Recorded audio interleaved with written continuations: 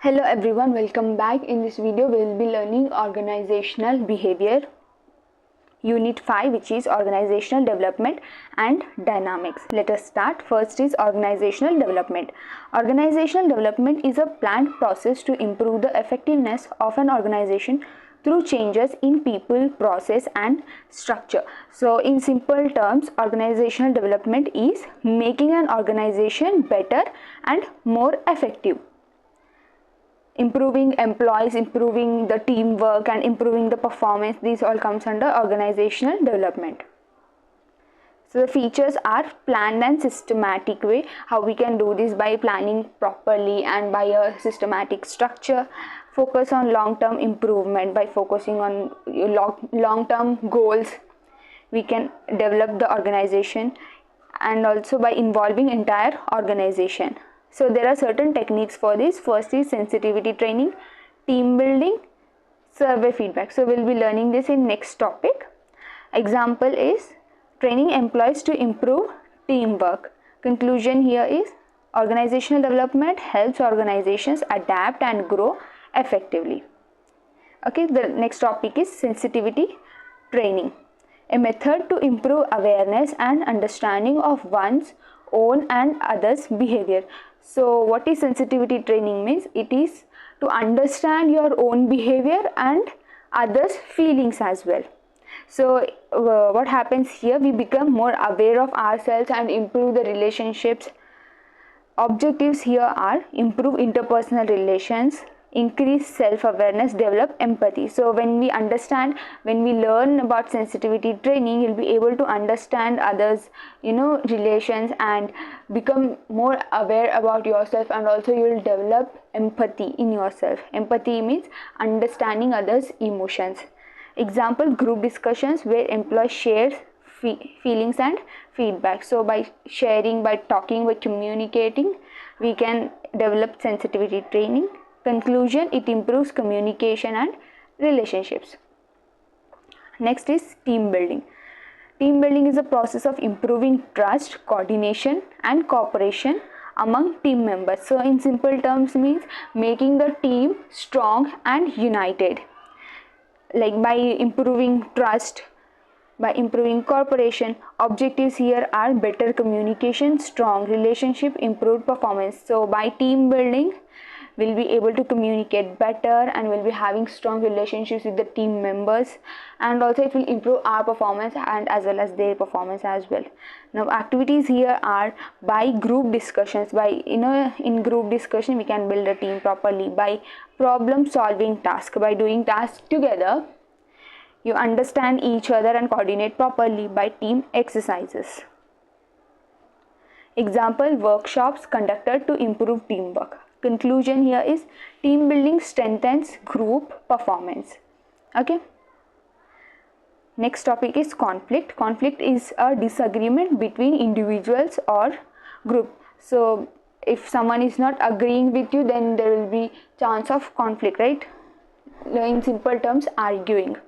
So there are different types of conflicts: individual conflict, group conflict, organizational conflict. So individual conflict means between two people, group conflict means between different groups, and organizational means between different organizations.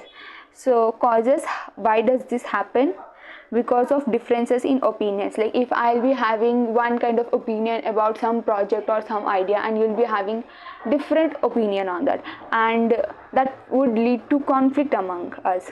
Next is lack of communication. When we don't talk our ideas properly and we don't understand, then it can create conflicts, and maybe because of competition. Example, employees arguing over responsibilities. And conclusion here is conflict is natural but should be controlled. So conflict is natural. Like we cannot say that there will be no conflict ever. Conflicts will happen, but we need to learn to control and manage them. So we are learning conflict management. Conflict management is the process of resolving disputes effectively. So whenever conflict happens, we have to manage them. So that comes under conflict management. So there are different techniques for that.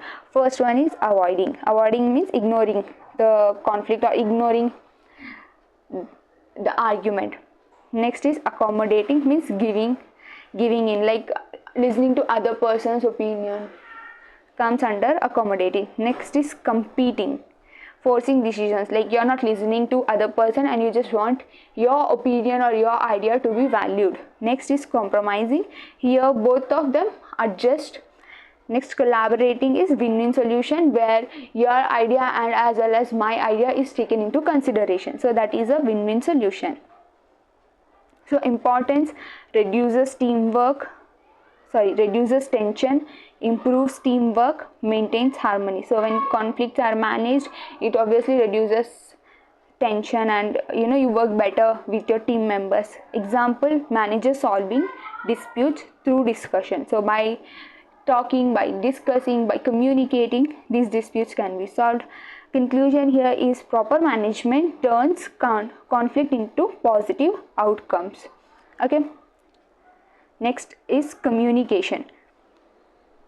Communication is the process of exchanging information between sender and receiver. So in simple terms, sharing information is communication. So process here is sender. So there will be one sender, one receiver, a message will be sent through channel and feedback will be given.